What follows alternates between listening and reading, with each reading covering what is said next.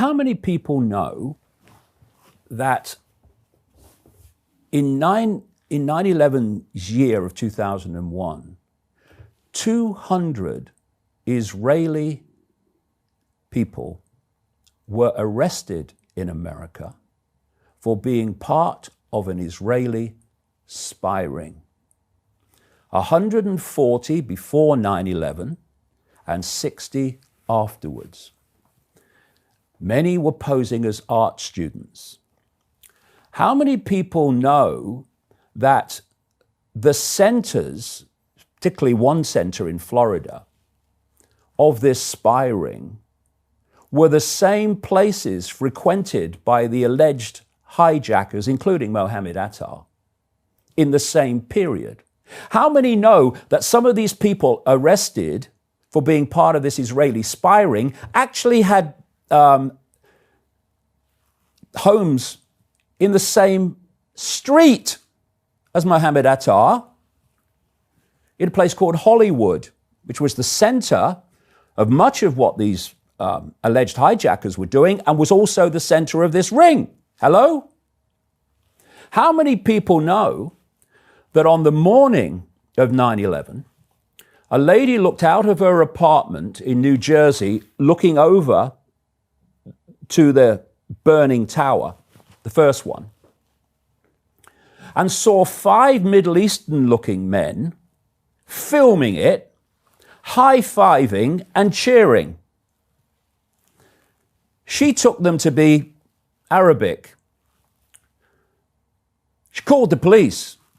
The police eventually tracked them down. They had traveling around in a white van. They were Israelis. They became known as the Dancing Israelis. They were arrested and kept in custody for 71 days until the ultra-Zionist head of the criminal division of the Justice Department, Michael Chertoff, released them. And how many people know that the same Michael Chertoff released the 200 arrested in the spy ring? And they went back to Israel. These 5 dancing Israelis, 2 of which were known by the police to be Mossad agents, said that they were there to document the event. Well, hold on, how did you know it was going to happen?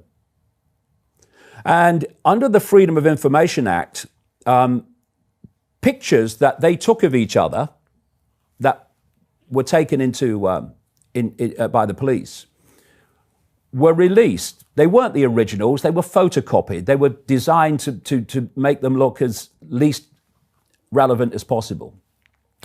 But these photographs showed the location. And one of these photographs, including one of the people known to be a Mossad agent, was taken on September the 10th, the rest on September the 11th, which supports people at the apartment block who said they saw him there with another man talking, quote, a foreign language on September the 10th. So he's there on September the 10th, and on September the 11th, they're there when the first tower was hit, filming it, whooping and high-fiving. The police then went to where these people worked, and it was a Mossad front called Urban Moving Systems, which was headed by a guy called Dominic Suter. Dominic Suter was interviewed by the FBI and said that they were going to return for a second interview. Well, before they could, he's opted and gone to Israel.